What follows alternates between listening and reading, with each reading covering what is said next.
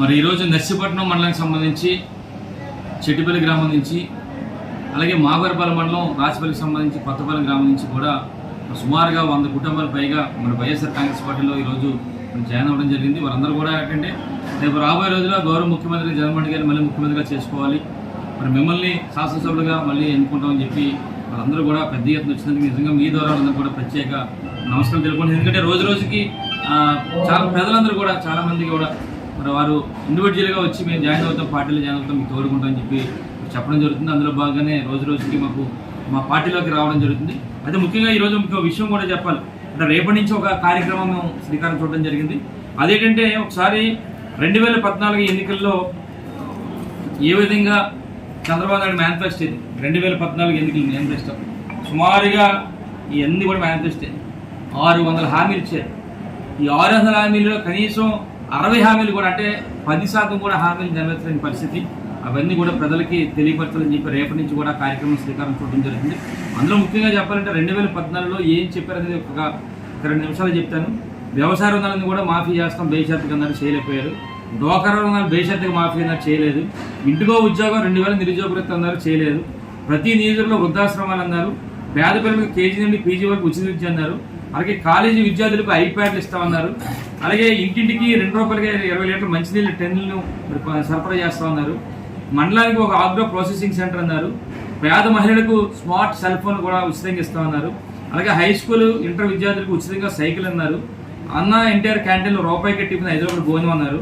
అలాగే ప్రతి ఇంటికి కూడా 1000 రూపాయలకి నీటి కుళాయిలు, 100 రూపాయలు తెల్ల కార్డునాలు 100 రూపాయలకి ఇస్తామన్నారు.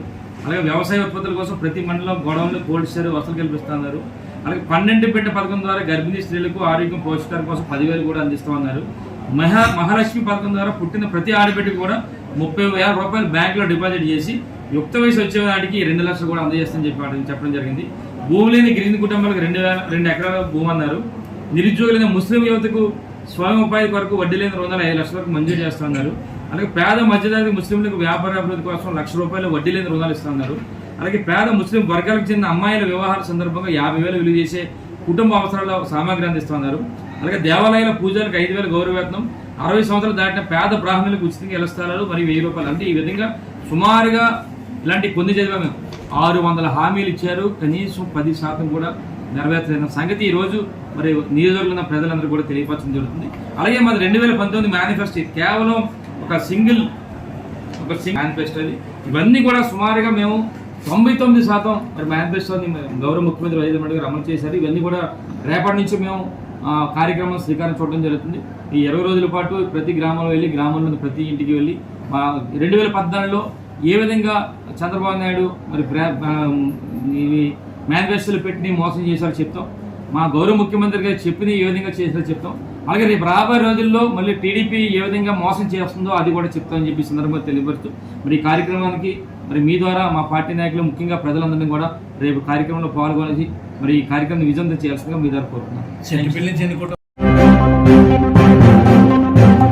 మరిన్ని తాజా వార్తలకు చూస్తూనే ఉండండి మైత్రి న్యూస్. ప్రతి క్షణం ప్రజల కోసం. Please subscribe.